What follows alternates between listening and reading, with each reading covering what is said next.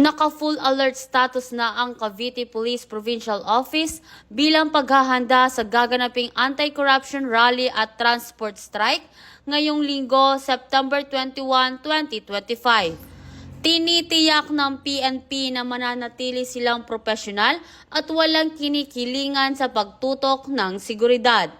Pinangunahan ni Police Colonel Ariel R. Red, Acting Provincial Director ng Cavite PPO, ang pagpapatupad ng mga hakbang para masiguro ang kapayapaan at kaayusan sa araw ng rally at transport strike. Itinaas na sa full alert ang lahat ng pwersa ng Cavite PNP, kabilang sa mga ipatutupad na hakbang ang pagmomobilisa ng 27 police vehicles na magsisilbing libreng sakay para sa mga maaapektuhan ng tigil pasada. Ayon kay Police Colonel Red, pangunahing misyon ng PNP ang protektahan ang publiko, pangalagaan ang demokratikong karapatan at tiyakin na mapayapang maisasagawa ang mga pagtitipon.